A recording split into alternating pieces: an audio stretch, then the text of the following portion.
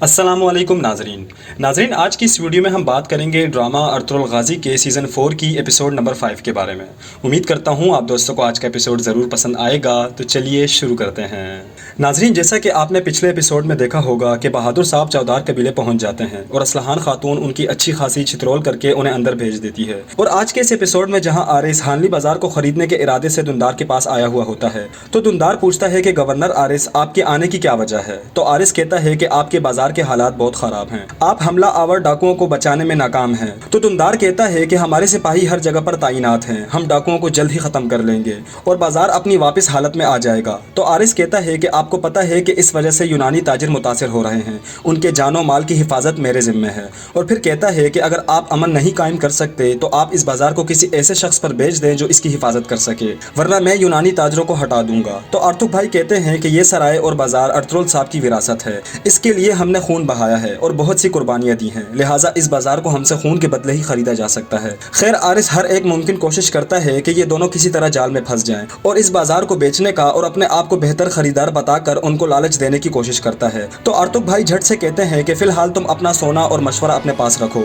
हमें इसकी कोई ज़रूरत नहीं और ना ही हमारा ये बाजार बेचने का कोई इरादा है। इसी दौरान दुंदार कहता है कि गवर्नर साहब, मैं आपके मशवरे की दाद देता हूँ। ये सुनते ही अर्तुग भाई उन्हें देखते रह जाते हैं। तो आरिस कहता है कि ठीक है, मैं आपके जवाब का इंतजार करूंगा। ये कहकर वो अपने सिपाहियों के साथ चला जाता है।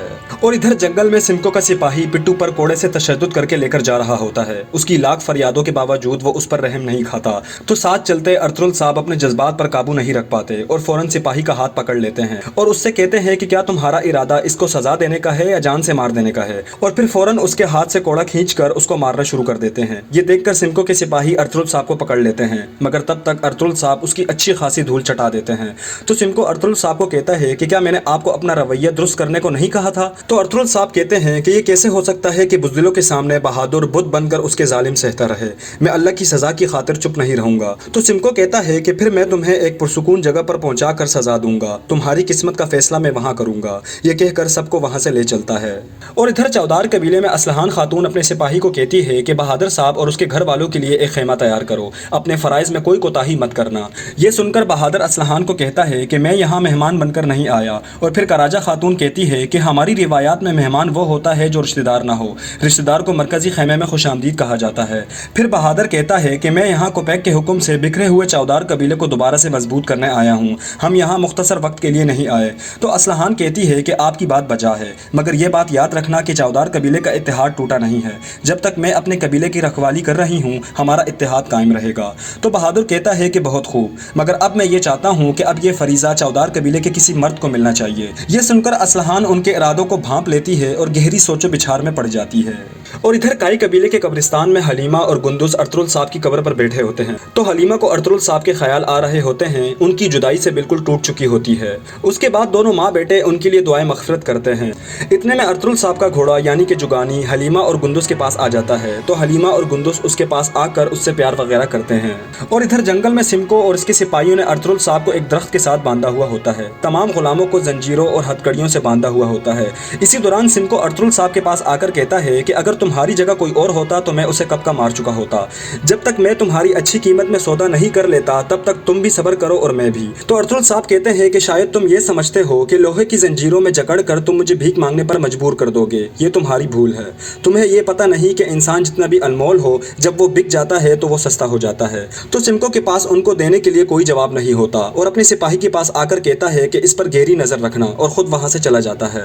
और इधर काई कबीले में हलीमा गुंदुस के साथ अर्तुगरुल साहब के घोड़े पर आ रही होती है। घोड़े को देखकर लोग बहुत ज्यादा हैरान हो जाते हैं। इसी दौरान हाइमा खातून भी उताक से बाहर आ जाती हैं और उस घोड़े यानी कि जुगानी से प्यार मोहब्बत का इजहार करती हैं।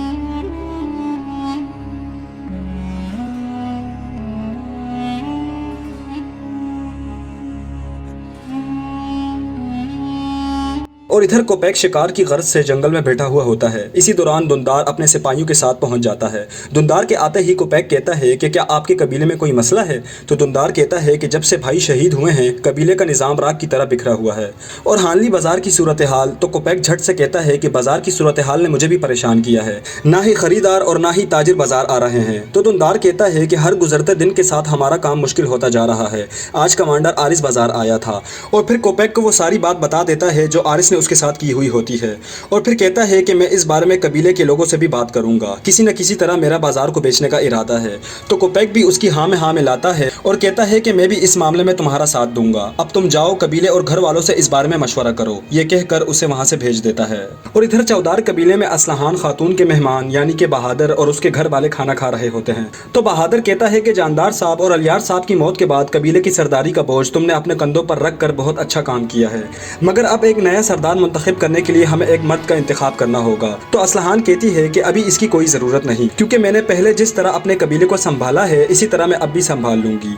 ये सुनकर बहादुर गुस्से में हो जाता है और कहता है कि अब किसी मर्द को ये फरीज़ा सौंपा जाए, क्योंकि जंग के मैदानों में हमारे बहादुरों ने अपने सरों का किला बनाया है। इसी दौरान सांचार कहता है कि जब हमारे बाबा जंग के मैदानों में एक सिपाही की तरह मशहूर हैं, फिर एक खातून का सरदारी के तख्त पर बैठना मुनासिब नहीं। तो बहादुर कहता है कि मैं इस बारे में तमाम सरदारों से बात करूंगा और जितना जल्दी मुमकिन हो सरदारी के लिए जिरगा बुलाना चाहता हूँ। ये कहकर सब के सब खेमे से चले जाते हैं। और इधर जंगल में सिमको के कैद शुदा गुलाम और अर्तुल साहब बैठे होते हैं। इसी दौरान सिमको का एक सिपाही आकर कहता है कि तुम इतनी मार खाने के बाद अभी तक बाज नहीं आए। तो वो गुलाम भी जुल्म का सताया हुआ बातों बातों में उसकी अच्छी खासी चित्रोल कर देता है, क्योंकि ये सारा का सारा प्लान अर्तुल साहब का होता है। और कहता है कि ओ बदजात बदनस्ल, अपना ये रोब किसी और के सामने डालना, हमारे हाथ खोलो फिर हम तुम्हें अपनी ताकत दिखाते हैं। ये सुनते ही सिमको का सिपाही उस पर टूट पड़ता है और उसका गला घोटने की कोशिश करता है कि इसी दौरान वो मौका देखते ही उसकी जेब से हथकड़ियों की चाबी निकाल लेता है और झट से उसे लात मार कर उसे अर्तुल साहब की तरफ धकेल देता है, जहां अर्तुल साहब उसकी गर्दन को अपनी टांगों में दबोच लेते हैं और फिर वो गुलाम उस चाबी से अपने आप को आज़ाद करता है। इसी दौरान अर्तुल साहब उसकी गर्दन मरोड़ मरोड़ के उसे मार देते हैं और बाकी गुलामों और कनीज़ों को भी खोल देते हैं। और इधर काई कबीले के औताक में दुंदार उदास बैठा होता है। तो हाइमा खातून उनसे पूछती है कि बेटा क्या बात है।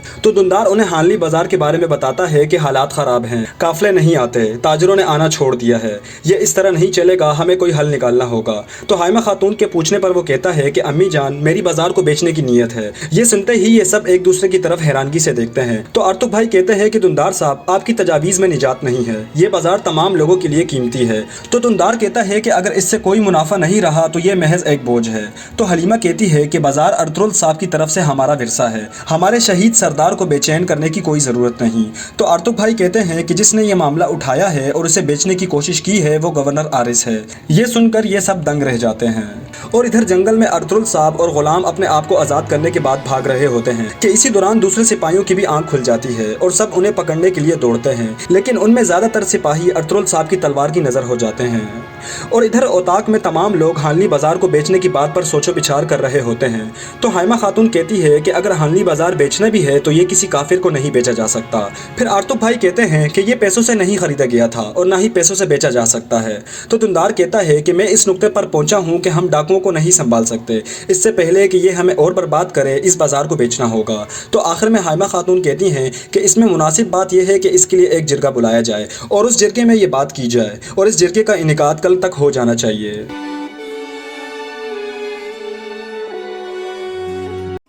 और इधर कराजैसर किले में कोपेक और आरिस बैठे बातें कर रहे होते हैं। तो आरिस कहता है कि आपको दुंदार के चेहरे पर मायूसी देखनी चाहिए थी। तो कोपेक कहता है कि वो तुमसे मुलाकात करने के बाद मेरे पास आया था, उसने तुम्हारी पेशकश के बारे में मेरे से बात की है। दुंदार इस बाजार को बेचने का इरादा रखता है और मजीद ये कहता है कि चौदार कबीले में बहादुर साहब भी आ गए हैं, वो असलहान के चचा हैं, वो यही कयाम करेगा और हानली बाजार खरीदने में तुम्हारा खरीदार बनेगा। तहम अब आपको भी अपना काम करना चाहिए। इतने में दो कमांडर सोने के भरे हुए संदूक ले आते हैं। तो आरिस उसमें से सोने के सिक्के निकाल कर कोपेक को दिखाता है। तो कोपेक उन्हें देखकर खुश हो जाता है और कहता है कि अब हानली बाजार हमारा है, ना अर्तुल, ना काई और ना ही हमें कोई और ताकत रोक सकती है, हत्ता के शहंशाह भी हमें नहीं रोक सकता। और फिर कोपेक झट से अपना हाथ आरिस की तरफ बढ़ाता है और उससे मजीद दाद वसूल करता है बदजात कहीं का। तो नाज़रीन, यहाँ पर आज के इस एपिसोड का इख्तिताम हो जाता है। उम्मीद करता हूँ आप दोस्तों को आज का एपिसोड ज़रूर पसंद आया होगा। अपनी कीमती राय हमें कमेंट्स बॉक्स में ज़रूर दीजिएगा। आज के लिए इतना ही, अगली वीडियो तक के लिए अल्लाह हाफिज़।